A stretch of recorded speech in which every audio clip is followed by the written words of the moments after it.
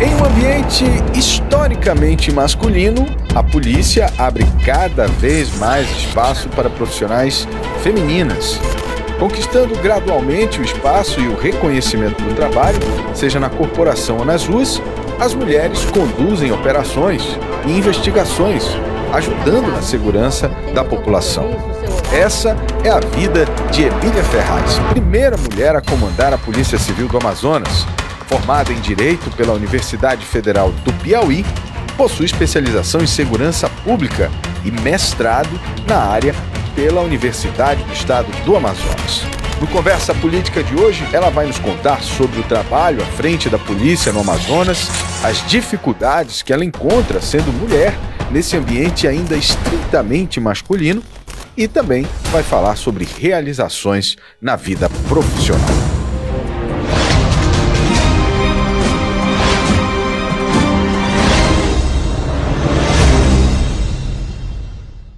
A primeira mulher a comandar a Polícia Civil do Estado do Amazonas. Depois de 2 anos, Emília, você acha que esse selo, esse rótulo, ele é uma bênção ou ele é algo preconceituoso ou algo que diminui um pouco a capacidade de gestão de uma mulher? Bem, quando eu aceitei esse desafio, eu não sobrepesei o fato de ser ou não mulher, mesmo porque o meu histórico de trabalho fala por mim. Mas, obviamente, que as causas da mulher me são afetas. Eu sou uma pessoa que me preocupo realmente com a causa da mulher. Porque nós, de modo geral, na sociedade, somos vítimas ainda de machismo, somos vítimas ainda de tratamento desigual. Mas, no exercício do cargo, numa avaliação desses 2 anos, eu não senti o olhar machista. Eu sempre fui muito bem recebida. O nosso governador foi muito sensível à causa feminina, sempre. Tanto é que, recentemente, num congresso no Rio Grande do Sul, conversando com outros colegas que hoje comandam as polícias, eu descobri que apenas 4 no Brasil inteiro dirigem a Polícia Civil, né? Isso me causou uma espécie, né? Porque... Imagina, tantos estados da federação... Muitos anos, já é uma instituição de muitos anos também. Centenária. E, enfim.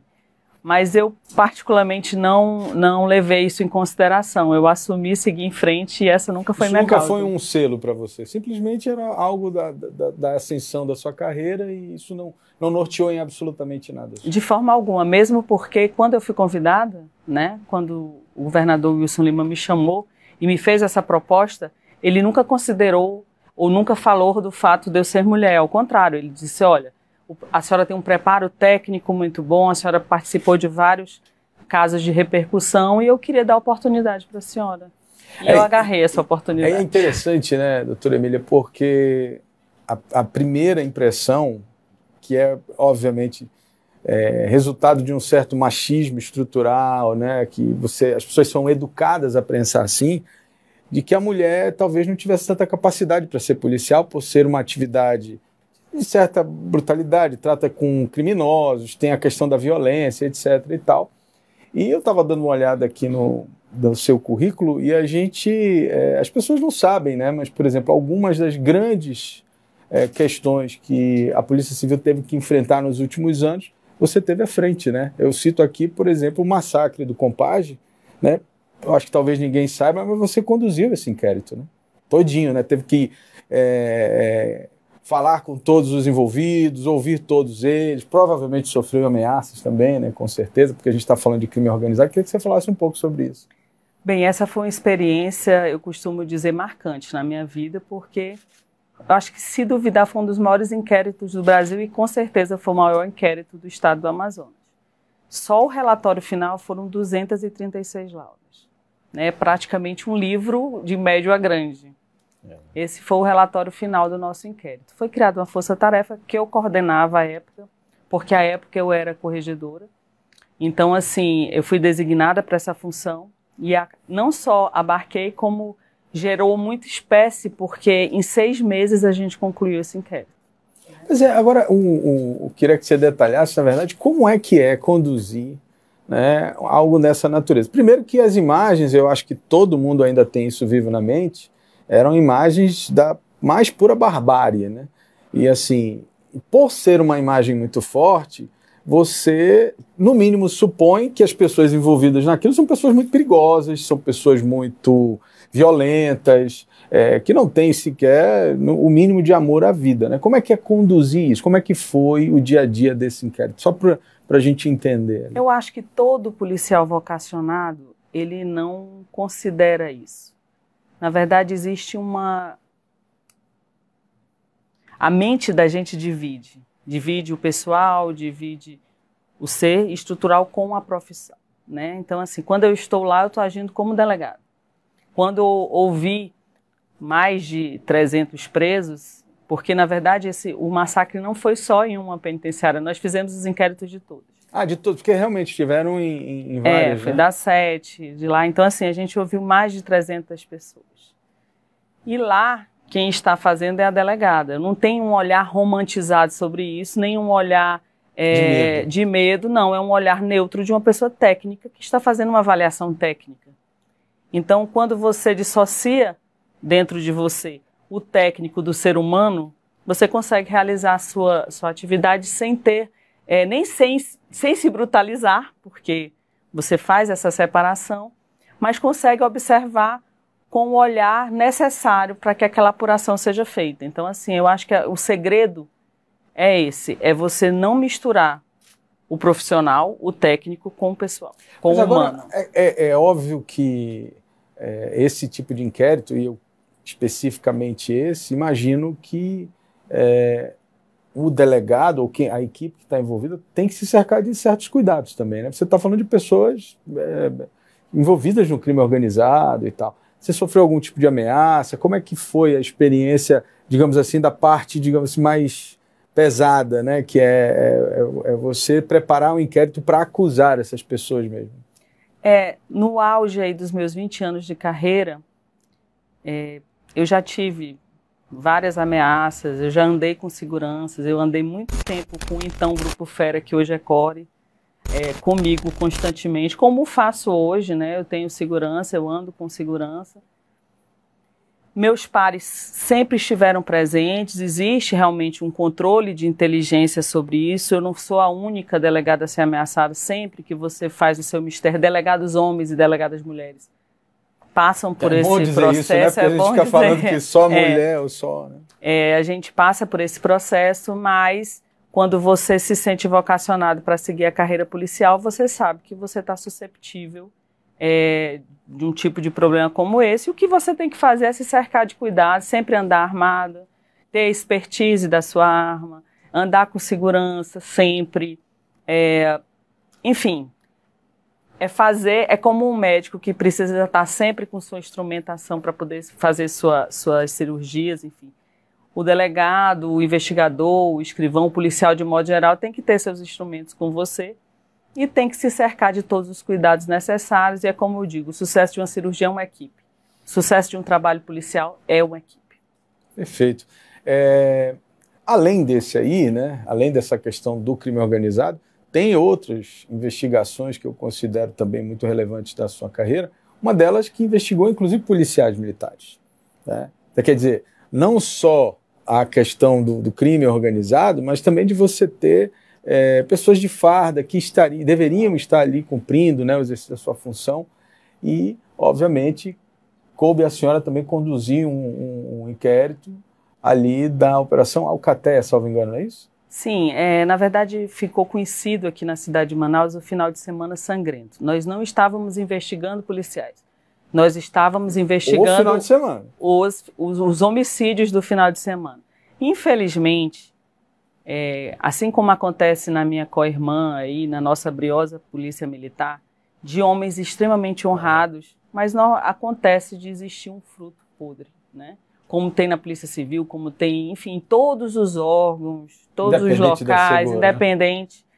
E realmente existiam essas pessoas que recebiam dinheiro e executavam algumas outras pessoas. Foi um inquérito enorme também, com uma grande repercussão. Nesse eu trabalhei como presidente do inquérito, mas quem coordenou é hoje superintendente da Polícia Federal, que é o doutor Leandro Almada. Então nós fizemos um trabalho muito bonito, a ponto dele levar esse inquérito como exemplo para o restante do Brasil. E aí eu quero até salientar que o do Compage também serviu de leituras em órgãos como o Supremo Tribunal Federal, eles acompanharam esse inquérito todo. Então, assim, é um trabalho que o Amazonas faz nos bastidores, é feito pela polícia, que talvez a população em geral não saiba, mas que eleva o nome do nosso estado, eleva a qualidade dos nossos profissionais, né, que são muito respeitados, não só aqui como fora do nosso estado. Agora, o que é interessante quando a gente ouve a senhora falando, é que fica muito claro, né, que não há nenhuma diferença, né, ou diminuição da qualidade do trabalho por ser mulher ou por ser homem, né? E eu acho que é isso que tem que ficar muito claro, né? Na verdade, é até meio absurdo a gente ter que ficar discutindo isso, né? Mas infelizmente as pessoas ainda tendem a querer dizer que a mulher só está talhada a fazer atividades burocráticas, menos complexas, né? Que não exijam, por exemplo, um certo risco, né? E aqui o seu exemplo é exatamente isso que a gente quer mostrar aqui, que não é nada disso. Álvaro, eu fiz o concurso ainda bem jovem, mas eu me senti vocacionada. Então, eu segui o que eu achava certo na carreira, não só na parte doutrinária, assim, na parte de me preparar intelectualmente para exercer, como também na minha parte operacional. Então, assim, eu sou uma delegada que é especialista em segurança pública, mestre em segurança pública, ambas por faculdades aqui do estado do Amazonas, né? Inclusive, o meu mestrado foi feito à época com seleção, era uma prova seletiva, em que eu fui aprovada e concluí com louvor. O nosso trabalho, inclusive, recentemente, um colega delegado me telefonou, que ele estava numa reunião em que membros da ONU estavam tecendo comentários sobre os homicídios em Manaus e citaram a minha tese do mestrado como base do estudo deles. Qual foi a sua tese? É a influência do narcotráfico nos homicídios em Manaus. Isso é muito legal, porque assim, essa é uma realidade da nossa cidade. A gente vive, agora essa semana, nós vivemos semana passada, e todas as semanas a gente vê a influência do narcotráfico nos homicídios, né? A gente percebe claramente que muito dos homicídios na cidade, eles têm uma relação estreita, né, com essa... Todo mundo sabia, mas ninguém provava. A minha tese veio para provar. Então, assim, foi num estudo de caso, nós levantamos, à época, os inquéritos de homicídio de 1 ano, e aí, no caso, eu fiz um estudo caso a caso para ver a real influência. Como é que foi feito esse processo? Nós separamos os inquéritos que tinham autoria identificada e materialidade, e dessa autoria e materialidade nós pudemos averiguar quais tinham ou não relação com o narcotráfico. Pasme, quase 90% dos homicídios cuja autoria é identificada à época, né? Porque tem um prazo, um lapso temporal, né? Claro. Nos anos, aquele recorte de ano. O recorte que você fez ali para ele. Exatamente. Então, por isso que chamou a atenção do trabalho, inclusive um promotor aqui da região norte, depois me procurou para isso, e depois também vários colegas entraram em contato comigo, porque é um estudo interessante, porque quem estava, como eu, na atividade fim, tinha essa impressão, mas eu não tinha essa certeza. Não tinha certeza. Para isso serve o estudo acadêmico, né? Para o técnico científico, para você avaliar e realmente poder provar. Pois é, agora, diante desse cenário, né, e aí a gente tenta ampliar um pouco mais esse debate aqui, essa conversa sobre as questões relacionadas à segurança pública, um dos índices, dos números que mais se tem olhar sobre é sobre a taxa de homicídios, né? Eu acho que toda a polícia fica de olho nisso, né? Aumentou, diminuiu e tal, aquela coisa. Porque assim, o critério universalmente usado para mensurar a violência das cidades é a taxa de homicídio. É a taxa de homicídio. Por que a taxa de homicídio? Porque os outros crimes, eles podem ter outras naturezas, mas nada é mais relevante que a vida, né? A vida é, sem sombra de dúvida, o bem mais relevante que o indivíduo pode ter. Então, você usurpar, tirar a vida de alguém, né? Fazer com que esse direito primordial, que é o direito à vida, seja rompido, ele gera realmente um clamor social, gera tudo. Então, essa taxa serve para tudo. E essa influência dessa taxa, ela influencia o turismo, ela influencia a economia, ela influencia tudo. Então, assim, realmente a atividade policial é muito voltada para isso, né? Então, assim, a gente tem um olhar diferenciado para isso. Sempre, o nosso trabalho agora que nós temos realizado conjuntamente com a Secretaria de Segurança Pública, com a Polícia Militar, é essa tentativa de diminuir constantemente os índices de homicídio. Pois é, aí vem a minha pergunta. Se nós temos essa informação de que 90% ou boa parte dos homicídios, ou a maioria deles, está ligada ao narcotráfico, as estratégias, elas não teriam que ser alinhadas a isso, ao combate a esse narcotráfico? Mas são. São? O problema do estado do Amazonas, Álvaro, é a nossa questão geográfica. E eu também, no meu estudo, tinha um capítulo sobre isso, né? Nós fazemos tríplice fronteira com os maiores produtores mundiais de droga. Então, assim, é impossível você mensurar junto com você fazer um comparativo de uma cidade que não tem acesso, não é rota, não é meio de passagem dessa, não é rota de escoar essa droga, com cidades que geograficamente estão nesse problema. Então, o problema do Amazonas é geográfico. Nós somos rota. Nós somos uma rota, porque só vai entrar para o Brasil por aqui. Outro problema lá embaixo com o Paraguai, que também é um problema. Mas qual é o nosso problema maior? A entrada lá embaixo do Paraguai é por via terrestre, onde você consegue reter, onde você consegue fazer esse controle. Infelizmente, as nossas estradas são os nossos rios, e é muito difícil você fazer um controle desse em rios. Então, assim, é incessante a nossa política de fronteira, apesar da questão da fronteira ela ser uma questão federal, de competência federal, sim, como a influência é tão grande de ser, digamos assim, os nossos crimes estão tão ligados a isso, né? A isso, que o Estado tem uma preocupação, tem que fazer uma coisa. Então, assim, são muitos programas de fronteira. Recentemente, agora em Brasília, a gente discutiu sobre isso. Mas existem programas como o Vigia, que incentiva a participação aí dos policiais nas fronteiras. Mas a gente trabalha diuturnamente com esse mal. Então, assim, eu sei que você nos acompanha, você sabe as apreensões recordes que a gente tem feito. Foi a primeira vez na história do Amazonas que foi desarticulada uma quadrilha inteira, né, uma organização criminosa inteira foi desarticulada na Mamon. Então, assim, é um trabalho incessante. Eu queria falar um pouquinho sobre essa Mamon, porque, assim, chamou muita atenção a imagem, né, de você ver aquela quantidade absurda, né, de droga e imaginar que isso estava bem aqui, assim, né, estava em algum lugar escondido nessa imensidão aí da Amazônia. Né? E eu imagino que, puxando aí um pouco esse gancho com a dificuldade regional, né, da nossa geografia, eu imagino o esforço que deve ser para o policial tentar driblar essa dificuldade e conseguir fazer apreensões desse tipo, né?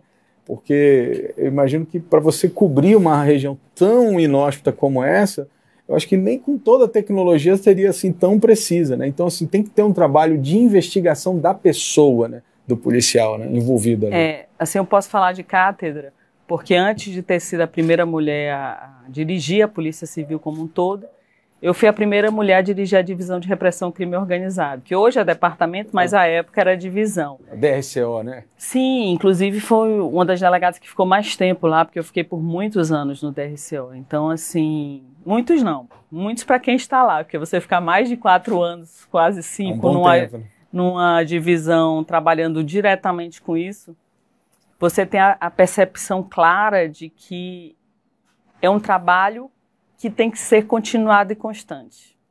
A droga tem sempre um dono e ela sempre deixa um rastro. E a polícia age no rastro. Não se consegue desaparecer com toneladas e toneladas de droga. Como, a nossa floresta é enorme, mas manter a droga dentro de uma floresta, ela não vai surtir o êxito. Em algum momento, eles vão ter que escoar essa droga. E é nesse momento em que a droga tem que ser escoada que nós agimos e que nós conseguimos fazer essas apreensões que têm sido enormes, né? Se fizer um comparativo aí da nossa gestão, que está completando 2 anos, nós crescemos quase 50% em número de apreensões, né? Então, isso é uma coisa... Se você for fazer... Se for falar isso de Brasil, a gente não vê tanta notícia. Não vê. É mais realmente aqui, né? Pelo menos ultimamente. Porque realmente as nossas apreensões chamam a atenção do Brasil inteiro, me telefonam do Brasil inteiro sobre essa quantitativa. Porque isso representa milhões e milhões de prejuízos por narcotráfico, né? Então, assim, E nós temos batido recordes constantes em apreensões.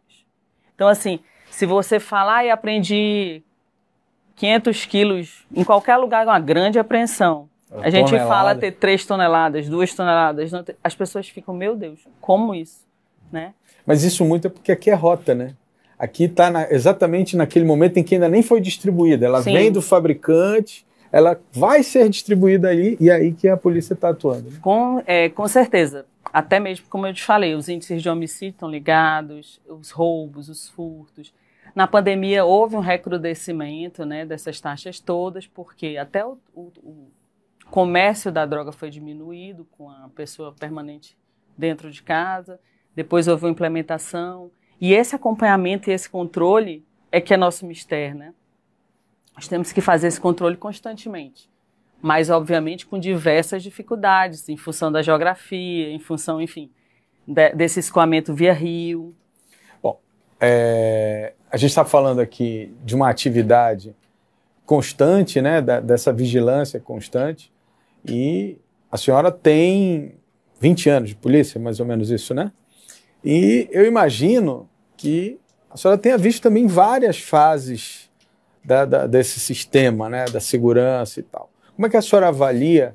Nós estamos evoluindo em termos de segurança pública aqui no Amazonas ou a gente ainda precisa avançar em algumas questões? Não só estruturais, queria que falasse assim, de uma forma muito, muito ampla, porque assim, às vezes as pessoas tentam politizar tudo, né?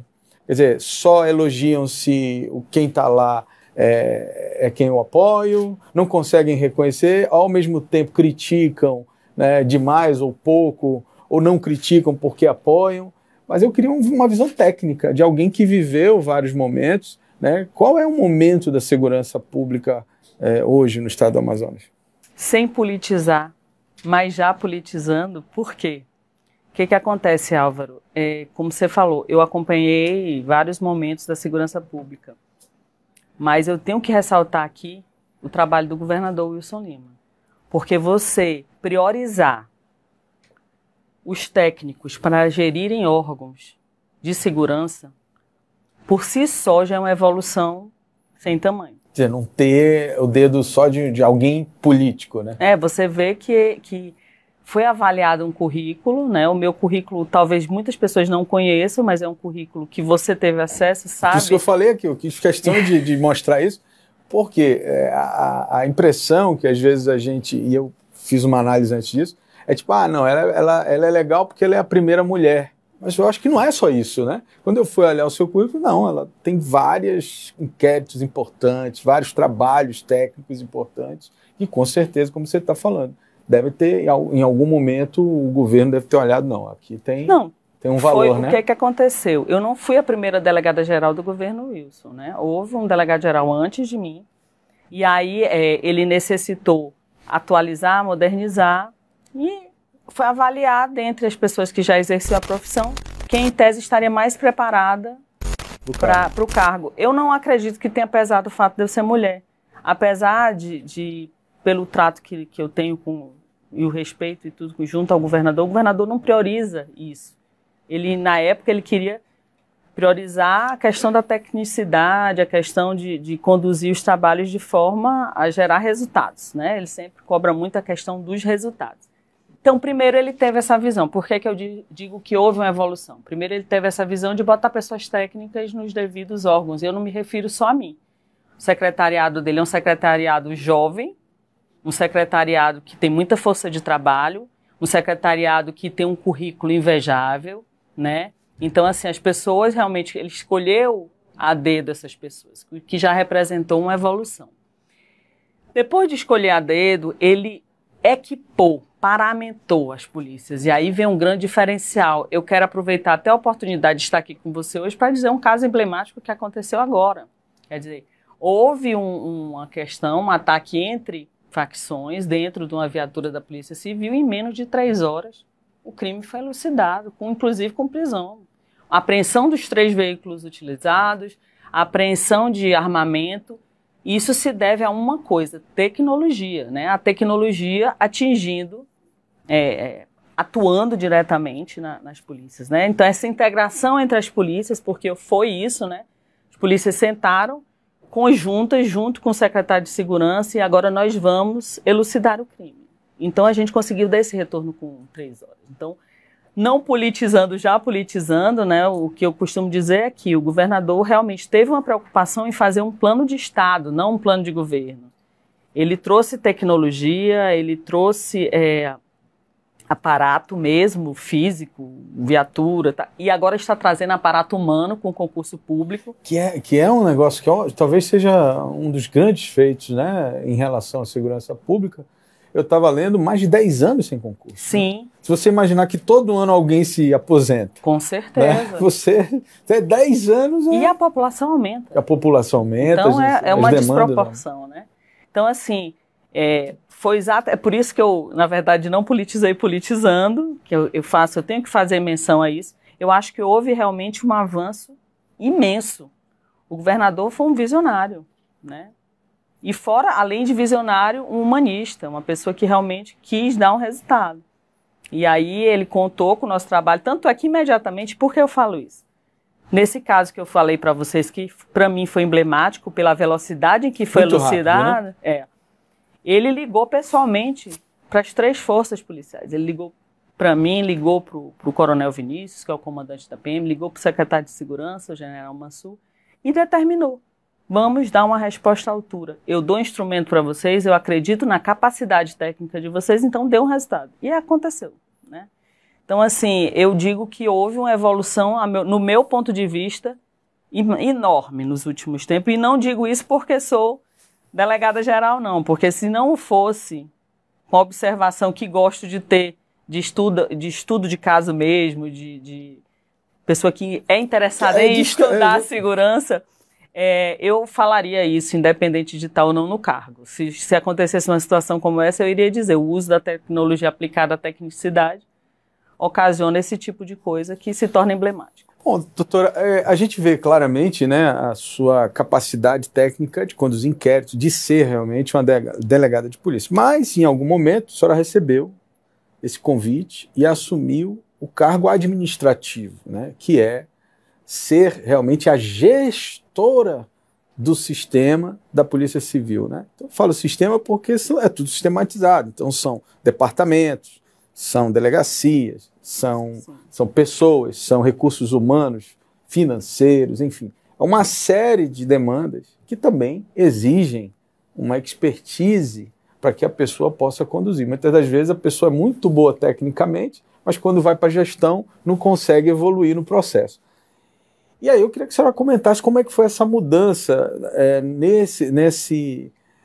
na sua carreira, né? Esse momento de deixar, digamos assim, a delegacia, a investigação e tal, e partir realmente para pensar a instituição enquanto instituição.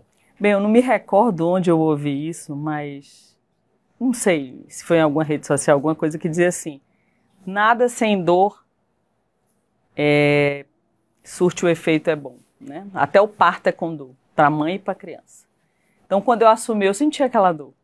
Porque a ponta, ela te dá aquela satisfação momentânea, né? A adrenalina. Aquela né? adrenalina é aquilo que você é o vocacionado, exercício, né? De fato. A administração é uma outra esfera. Eu considero hoje, quando a gente faz uma reflexão sobre os números, sobre a economia que foi feita, sobre a informatização de todo o sistema, sobre a integração dentro dos órgãos administrativos, que a gestão funcionou. Mas o que foi seguido não foi a Emília, foi a equipe, né? Então, assim, faz parte da seleção. O segredo, né? O segredo, como eu falei para você, né, anteriormente, é a questão da relação de você conseguir pôr técnicos nos lugares certos, né? Então, assim, eu atribuo essa engrenagem tá andando, e aí os dados mostram isso. Inclusive, eu recebi uma moção de elogio agora da Controladoria por ter instituir coisas que nunca foram pensadas, né? Foram pensadas, mas talvez não tenham sido implementadas. Por exemplo, a Controladoria Interna. Então, a Polícia Civil não tinha Controladoria Interna.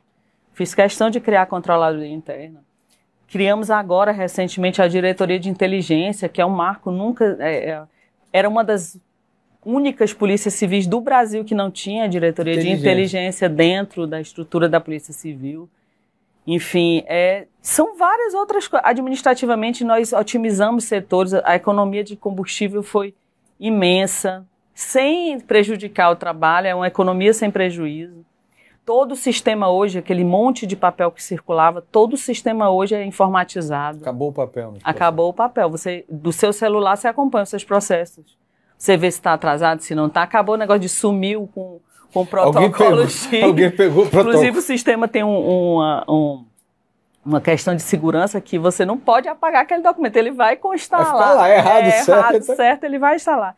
Então, assim, essa informatização, trazer para os interiores a internet satelital, nós estamos acabando de implementar isso, né? Isso é um avanço. Né? E aí a gente conseguir levar para as delegacias do interior programas como nós temos hoje nas delegacias daqui, que é o PPE, que a gente consegue em todo o Brasil fazer um acompanhamento criminal, que é muito importante, porque ele está integrado com o resto do Brasil. Legal.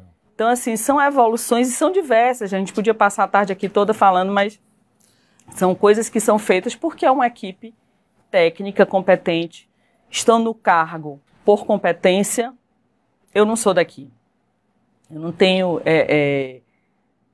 grupos grandes de parentes, famílias e nada. Então, assim, o que acontece? Eu sou daqui por lei, né? Porque eu sou cidadã amazonense. Mas as minhas origens, os meus parentescos, todos estão fora. Você quer dizer que a sua gestão não ficou privilegiando parentesco, ninguém chamando gente para assumir cargo? Não. Ela foi uma gestão técnica. Uma gestão baseada na capacidade técnica de cada um. Bom, doutora, e aí a senhora falou de criações, né, e tal, e eu queria falar um pouco sobre duas criações. A primeira é a Delegacia de Combate à Corrupção. Isso foi uma avalanche no Brasil, né, que a corrupção virou tema, principalmente com a Lava Jato, etc. E agora Manaus conta com uma delegacia para investigar crimes de corrupção, não é isso? Exatamente, e já deu resultado, já fizemos várias operações, né, e já desarticulamos quadrilhas que agiam dessa forma, né, agiam com corrupção. Então, assim, o delegado de lá é extremamente competente e era também um anseio nacional. Exatamente. Vários estados já estavam implementando e nós não. Então, essa implementação também foi uma evolução, porque nós pudemos trazer, enfim, conseguimos criar e fazer produzir. Eu acho que a investigação da corrupção, outro dia eu estava lendo sobre isso, conversando com uma promotora, e ela está dizendo, olha, você constituir prova de uma corrupção é extremamente complexo, porque é documental, você tem... Então, assim, talvez seja uma das investigações mais difíceis. E né? mais demoradas, porque você precisa, né, de muito lapso temporal para pedir informações de bancos. Tudo tem que ter autorização, né, para quebrar sigilo. Né? E é mais difícil porque você necessita da quebra, não tem outro meio de prova. Perfeito. Então, assim... Bom, e aí eu queria falar também sobre a criação da Delegacia de Combate a Crimes Cibernéticos. Nós somos aqui da internet, né? E a gente observa, obviamente, muito de perto a evolução da questão do meio digital, né? E a gente vê a Delegacia do Crime Cibernético talvez ganhando um protagonismo nos próximos anos, né? Principalmente pelo avanço, né? Na verdade, ela ganhou um protagonismo enorme na pandemia. Você imagina a comodidade das pessoas dentro da sua casa fazerem os seus boletins de ocorrência, fazerem apurações. Então, assim, a cibernética controlava tudo isso, né? E quando a gente botou dos crimes cibernéticos, crimes como fake news... Fake news, ataques usando fakes, invasões, né? Quantos e quantos casos aconteciam, não tinham nenhuma punição, não era denunciado, se perdia no tempo. Então, hoje é elencado várias pessoas que publicam de forma irresponsável, sem apuração na internet, pessoas que se utilizam de notícias falsas. Então, essas pessoas que nunca respondiam a nada estão respondendo aí a vários processos na justiça, enfim. Isso é o que eu queria que a senhora falasse um pouco, né? Aquele sentimento de impunidade do crime cibernético, ele está ficando para trás, né? Porque agora, inclusive, o Senado está aprovando a lei da fake news, o TSE já incluiu pena, inclusive, de prisão para fake news no processo eleitoral, ou seja, todo o sistema de justiça começou a olhar isso também com muito mais profundidade. E está afunilando, né? Porque é um absurdo você agir contra a honra de uma pessoa sem provas para aquilo, às vezes por intuitos egoísticos, você atinge a honra, você atinge a moral da pessoa e achava que ficava por aquilo mesmo. Então, assim, e vamos ser sinceros, cada um tem um pensamento, mas eu sou nordestina e a minha moral é meu principal bem. Na minha cabeça, a minha moral é o meu bem maior, né? Então, assim, já pensou você ser atacado moralmente e não poder retrucar? Você não tem instrumentos para retrucar, né? Porque desde muito nova a gente escuta aquele ditado que diz que falar mal, fofocar é como abrir um travesseiro de penas no meio de uma ventania. Você nunca mais consegue botar tudo de volta. Então, pessoas que, quanto mais mente fazem esse tipo de coisa, elas têm que ser punidas, até para evitar continuarem fazendo, utilizando de meio escuso para denegrir os outros, ou para extorquir, ou para, enfim, qualquer outro intuito que não seja levar a verdade e a informação para as outras, né? Você começar a chacoalhar, achando que tem um fake que não vai ser descoberto, então você pode sair... Vou falar, né, que não vai acontecer nada. Eu falei das drogas, que toda droga deixa um rastro, né? O mundo da internet não é diferente. Não é diferente. Sempre vai deixar um rastro, quer dizer, todo crime deixa um rastro, né? E em tempos de internet como o centro do mundo, em pandemia, que ficamos todos dentro de casa, olhando ali toda a parte de internet, de redes sociais, sites, enfim. E isso evoluiu o crime, mas evoluiu também a polícia, né? Então, assim, a gente cada vez mais adquire equipamentos para melhorar o trato dessas provas e a questão é afunilar mesmo, é punir mesmo isso, porque é uma prática absurda, uma prática lesiva à honra, lesiva à moral, e tem que ser excluída e tem que ser mesmo punida com rigor para que não se repita. Doutor, eu quero agradecer de verdade.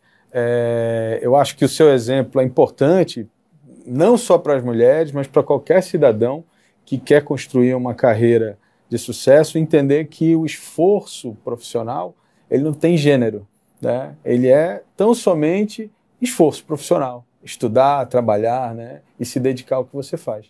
Eu agradeço a oportunidade, né? O senhor é um jornalista seríssimo, um jornalista Obrigado. Que eu só tenho as melhores referências. Eu sempre tive vontade de vir para esse Fundo Preto, então fiquei muito grata aí com o convite aí que você me fez. E dizer que é isso, eu acho que é um recado para as pessoas que estão em casa, que apesar de ainda nós, mulheres, sermos ainda vítimas de preconceito, de ainda hoje no mercado de trabalho sermos tratadas de forma diferenciada, é possível se ganhar espaço com conteúdo e com trabalho para mostrar, né? Eu acho que se você tem trabalho, se você tem conteúdo, se você acredita no que você quer, você vai longe. Muito obrigado. Amém.